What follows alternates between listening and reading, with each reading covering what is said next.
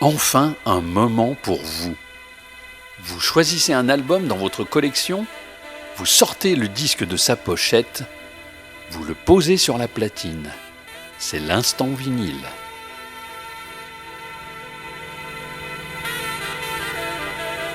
Sur Blues Café Radio, avec Christian Biral.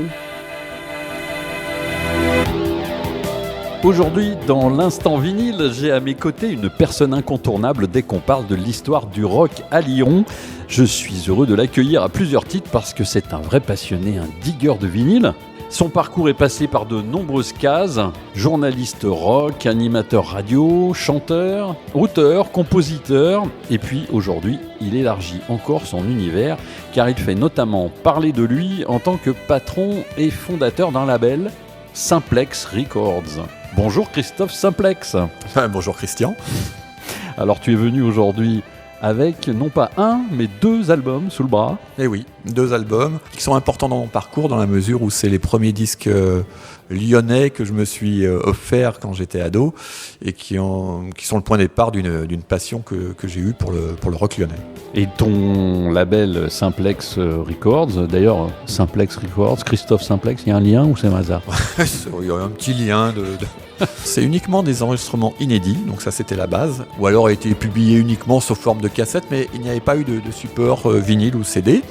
Le deuxième point, c'est qu'il fallait que ce soit des artistes lyonnais. Et le troisième point, il fallait que ce soit du vinyle forcément, parce qu'on est dans l'instant vinyle.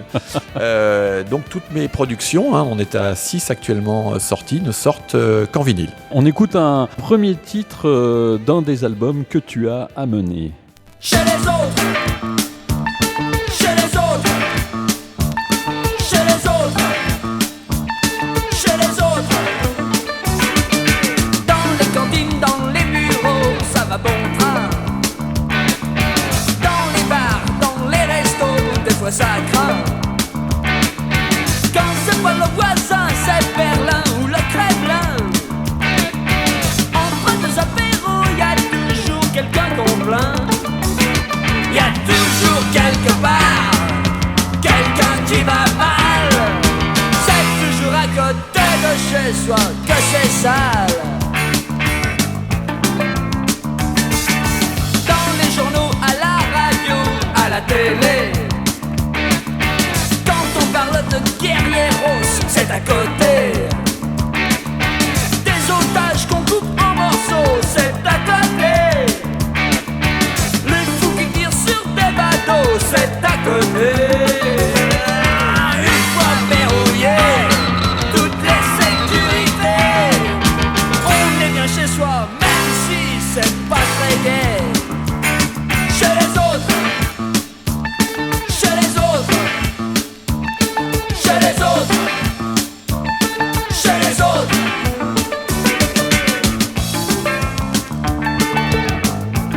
Alors, qu'est-ce qu'on vient d'écouter, Christophe ? On vient écouter le titre qui donne son nom à l'album, qui s'appelle Chez les autres, puisqu'effectivement, il s'agit donc du 3e album de Starshooter, sorti en 1980, qui s'appelle Chez les autres.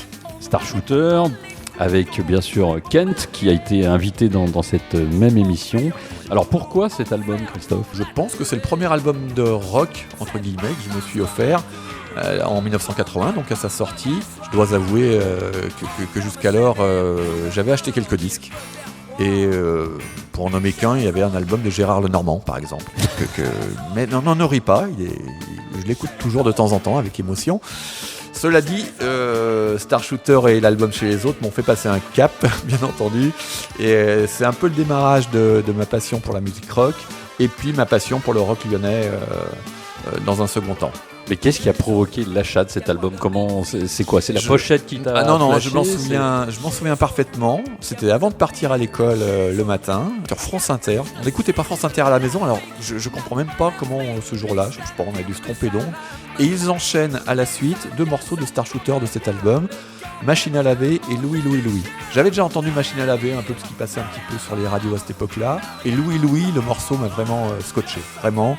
Bah, à cette époque-là, c'était pas comme aujourd'hui, tu pouvais pas écouter les morceaux en cliquant sur internet, donc si tu voulais écouter le morceau, soit tu attendais que la radio le repasse, comme Louis n'était pas vraiment le morceau phare de l'album, il n'y avait aucune chance si tu veux, de pouvoir l'écouter.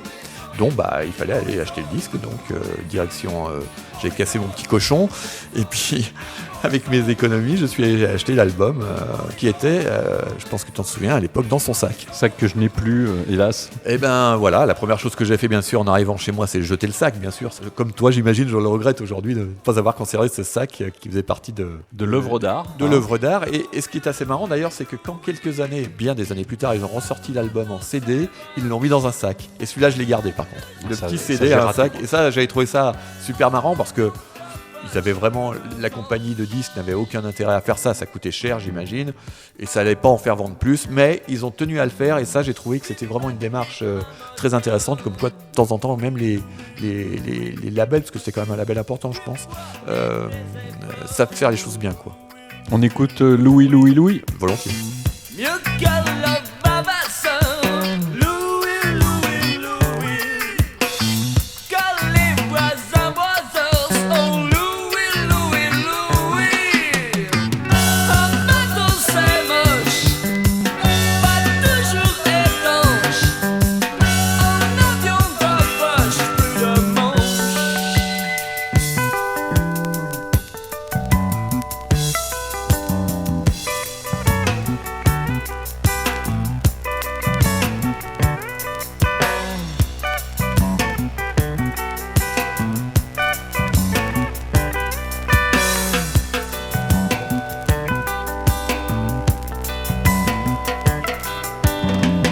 En petit monoplan, Louis, Louis, Louis. Oh, eh oh, eh oh. Les moustaches au vent, Louis, Louis, Louis. Oh, eh oh, eh oh.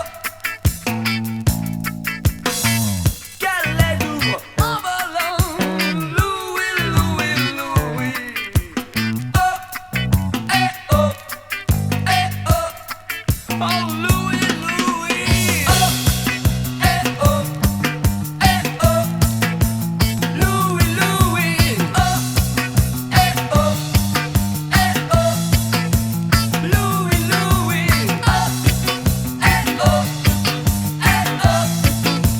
Louis, Louis. Oh, eh oh, eh oh. Louis, Louis. Oh, eh oh, eh oh. Louis, Louis. On vient d'écouter Louis, Star Shooter, un morceau que Kent a repris souvent d'ailleurs en concert, même pendant sa période solo. Oui, là, c'est un morceau qui est resté, je pense que c'est un des standards de Star Shooter de l'époque. Alors tu écoutes encore Star Shooter d'ailleurs aujourd'hui?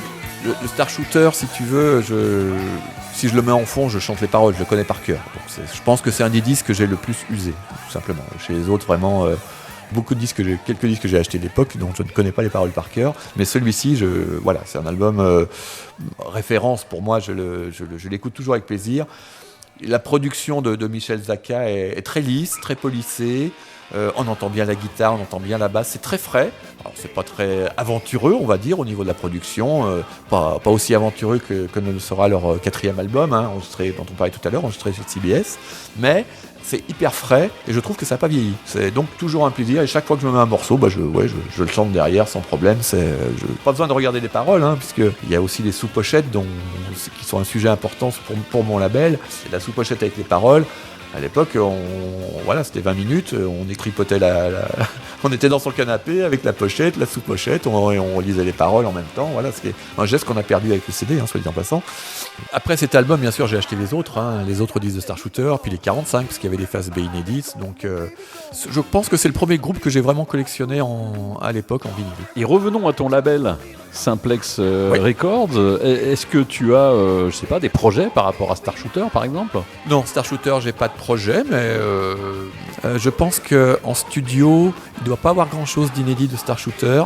Je sais qu'il existe quelque chose, mais personne n'en retrouve la trace, c'est-à-dire leur première démo, qui était enregistrée en anglais, qui a été enregistrée au studio Soder à la Croix-Rousse, c'était KCBE Soder même. Ça doit dater de 76-77.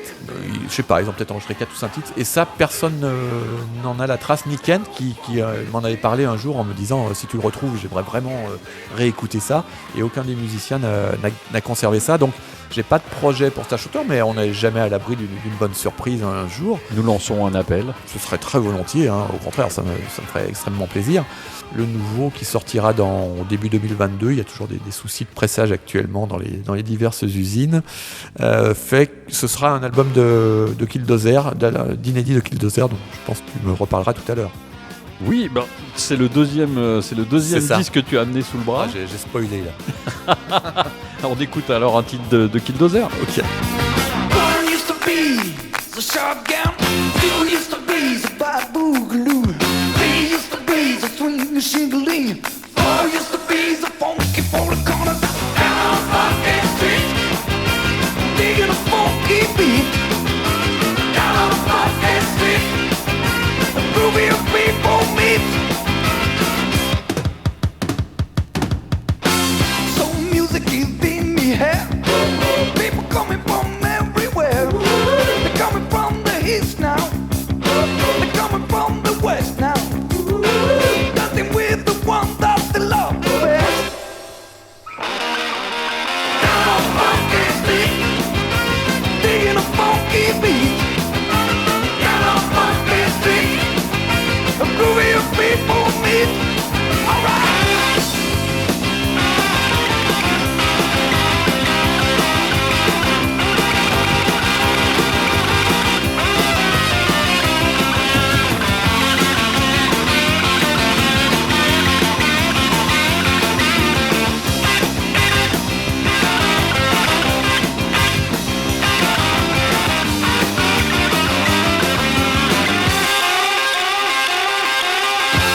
Everybody got to hit the floor.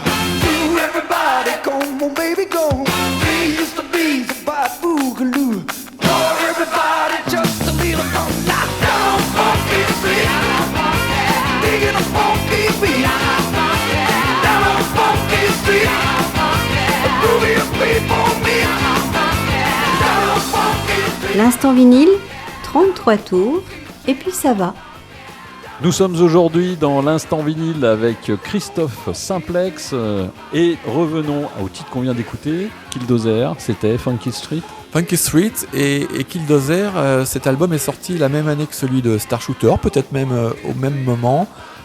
J'avais lu pour le coup une chronique dans Lyon Poche de Serge Dumontel, alias Stevie Dixon, et qui continue de sévir et qui a une grande connaissance de tout ce qui s'est passé à Lyon, puisqu'il a vu beaucoup de concerts depuis 1900, fin des années 60 Oui, carrément. il écrit beaucoup, c'est un pilier, un peu comme toi qui est quand même un gardien du temple, quelqu'un sur lequel on se repose si on veut rechercher des choses sur l'histoire du rock lyonnais, parce que tu as une grande collection d'albums et de collection 45 tours. de disques lyonnais, effectivement. Voilà, et Steve Dixon, c'est pareil, il écrit beaucoup, et oui, donc on le salue comme on salue Kent d'ailleurs. Oui, il a un gros parcours d'ailleurs, parce qu'il a écrit dans Rock and Folk, dans Extra, avant de passer à Lyon Poche. Maintenant, il a un blog en ligne, et surtout, il avait un petit appareil photo, il faisait des photos des groupes qu'il allait voir en concert, et ça depuis la fin des années 60. Donc, il a aussi une petite, effectivement, sur son site, il arrive à.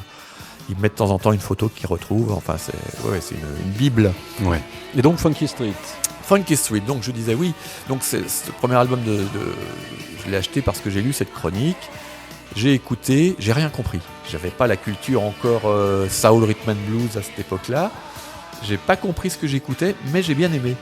Donc voilà, et il m'a fallu des années pour comprendre ce que c'était, puisque moi, après Star Shooter, j'ai continué à m'intéresser au rock. J'ai même eu une passion pour le hard rock à un moment donné, mais j'étais pas du tout sur le rhythm and blues, le funk, tout ça, j'étais pas du tout dessus. Et donc, des années plus tard, j'ai commencé à comprendre. Ça, c'est une reprise d'un titre qui a été popularisé par Arthur Conley à la fin des années 60. Mais à l'époque, j'en avais pas conscience. Et d'ailleurs, je trouve même que la reprise de Killdozer est meilleure que l'original. Mais bon, après, parce que peut-être j'ai trop écouté l'original à l'époque. Et donc ça m'a fait découvrir effectivement une musique que je ne connaissais pas et très appréciable. Ça a été enregistré d'ailleurs à Londres avec des beaux moyens, puisqu'ils étaient signés chez CBS à l'époque. Comme Star Shooter. Comme Star Shooter, absolument. Pour leur dernier album Pas Fatigué. Absolument. Je crois qu'ils ne sont pas allés dans le même studio, il me semble. Par contre, c'est le studio où enregistrait Trost à l'époque, et où enregistrait aussi Jean-Patrick Capdevielle. Son premier album a été enregistré dans les mêmes studios. Il y a même des musiciens additionnels qui figurent sur les différents albums. Enfin, là notamment, il y a une section de cuivre de toute folie sur le morceau qu'on vient d'entendre et sur l'ensemble de l'album. C'était pas les cuivres de Killdozer, qui était juste un groupe avec 2 guitares, une basse, batterie et le chanteur Robert. Et là, en studio, ils avaient eu cette section de cuivre qui est juste hallucinante, quoi. On écoute un autre titre de Killdozer. Bien volontiers.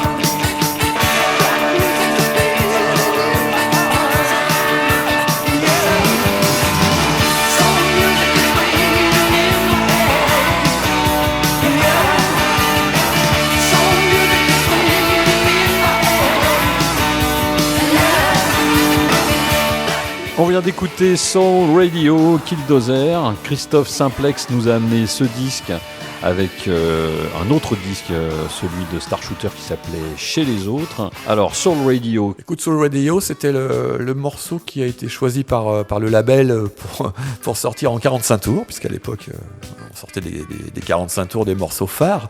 C'était une composition du groupe qui reflète bien, je trouve, l'esprit de l'album et puis ce que voulait faire le groupe à cette époque-là. Et donc, il y a un rapport maintenant avec Simplex Records. Alors il y a un petit rapport effectivement, puisque la prochaine production Simplex Records sera un album d'inédit de Killdozer. Il faut savoir qu'après cet album chez CBS, le groupe a splitté 1 an ou 2 après, et qu'ils avaient fait des démos en français.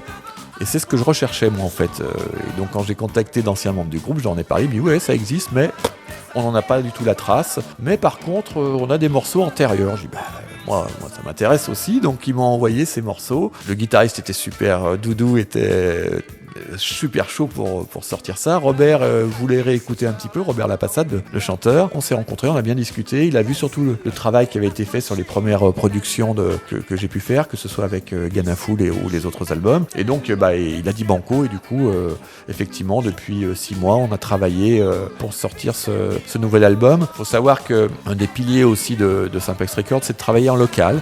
Donc les pochettes, comme elles n'existent pas, on les crée en local. Donc je travaille avec un infographiste local qui s'appelle Stéphane Pétrier, et puis qui est aussi également chanteur du Voyage de Noz. Voilà, on l'embrasse lui aussi, à la suite de Steve Dixon et de Kent. Exactement. Et le quatrième que j'embrasse derrière, c'est notre ami Xavier Desprats qui s'occupe de toute la partie son, c'est-à-dire masterisation. On ne change rien de ce qui a été fait à l'époque, on ne rajoute rien, on n'enlève rien, mais on masterise, c'est-à-dire qu'on essaye de faire en sorte que ces enregistrements qui sont parfois de sources différentes sonnent à peu près avec le même volume, avec le même...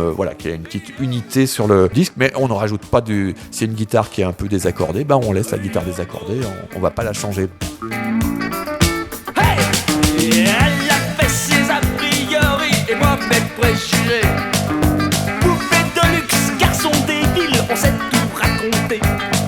Ses amours au Brésil, mes potins de quartier. Je l'ai autant fait rire qu'elle m'a fait pleurer. Elle a Rio, grand hôtel et chaleur. Moi devant un pot et un jambon beurre. Elle dans les couloirs des aéroports. Moi dans l'autobus de 5 heures. Elle a Rio, grand hôtel et chaleur. Moi devant un pot et un jambon beurre. Elle dans les couloirs des aéroports. Moi dans l'autobus de 5 heures. Elle a Rio, elle a Rio, elle a Rio, elle a Rio,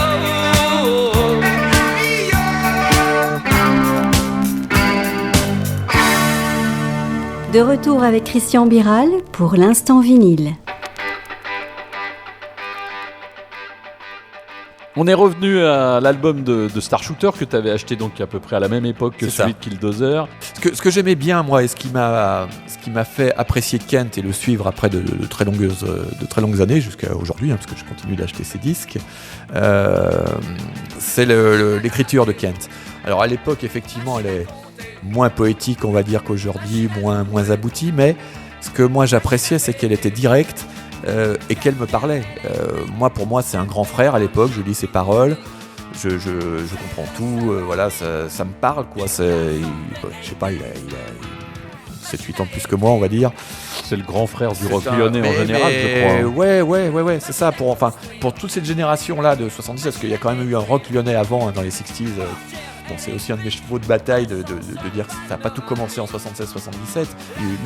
Mais vraiment là, pour moi, ouais, effectivement, c'est le grand frère pour ma génération à moi, c'est un grand frère. Ses paroles me parlent, c'est ça. Je suis pas perdu, quoi, si tu veux. Il y a pas d'emphase, c'est direct, ça parle de choses. Il y a un morceau qui parle de vidéo, parce qu'à l'époque, voilà, des choses simples, directes, qui te parlent. Donc, et puis bon, Star Shooter, j'ai pas eu la chance de les voir sur scène. Kent est également un showman. C'est clair. C'est un type sur scène qui est intéressant pour ce qu'il donne pendant ses chansons. Il vit ses chansons, et puis entre les chansons, il a aussi des petites interventions intéressantes. Enfin, voilà, pour moi, c'est un showman. C'est pour ça que j'ai apprécié et que je l'ai suivi très longtemps également en concert, quoi. c'est toute la musique du garçon des 80s. Machine détraquée, machine blessée, machine à aimer, machine à tuer. Néo-romantique ou macho pornographique, le garçon des 80s est un rien diabolique.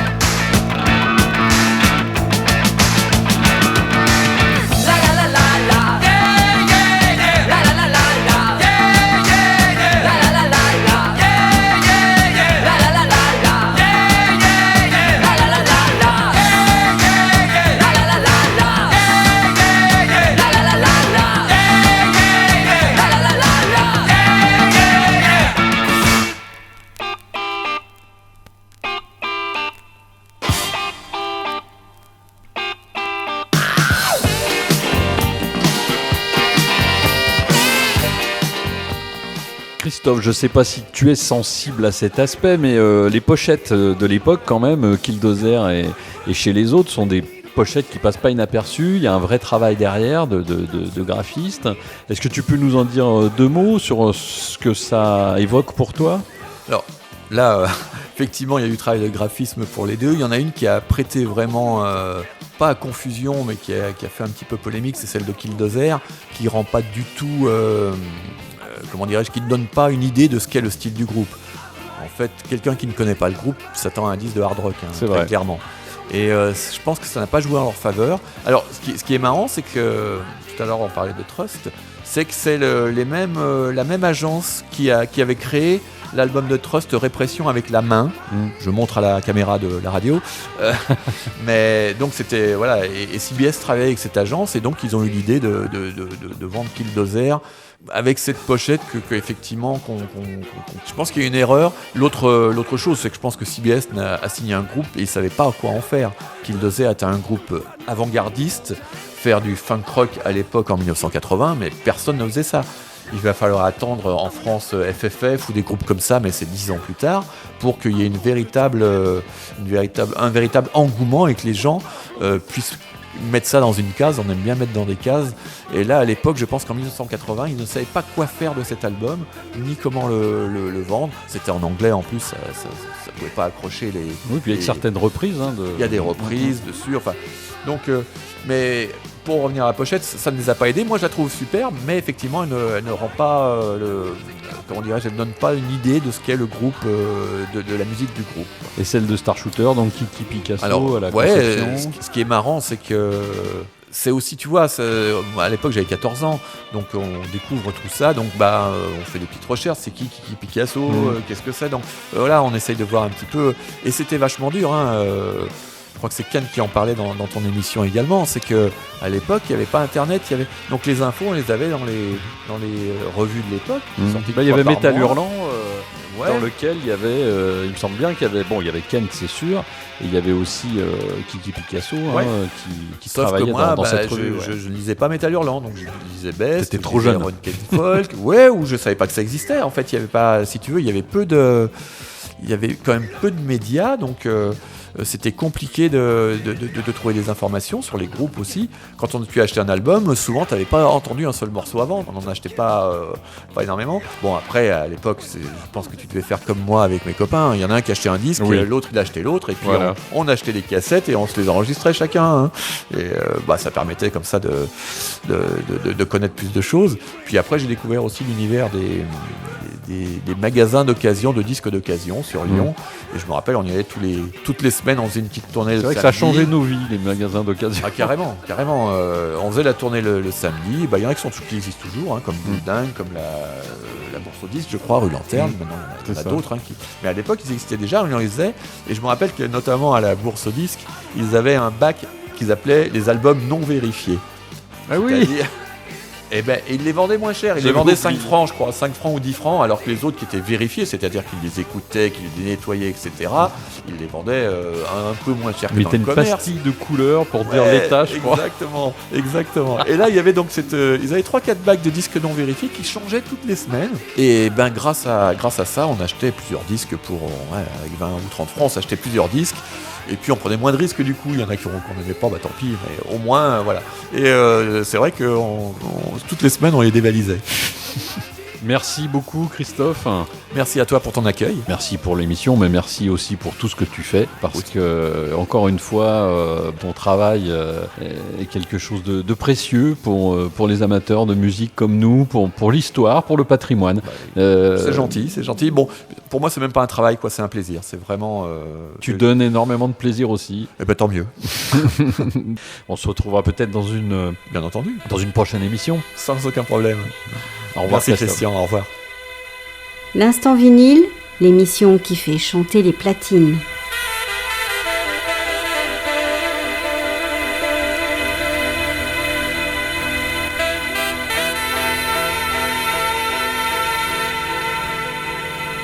À bientôt pour un prochain Instant Vinyle. Sur Blues Café Radio, avec Christian Biral.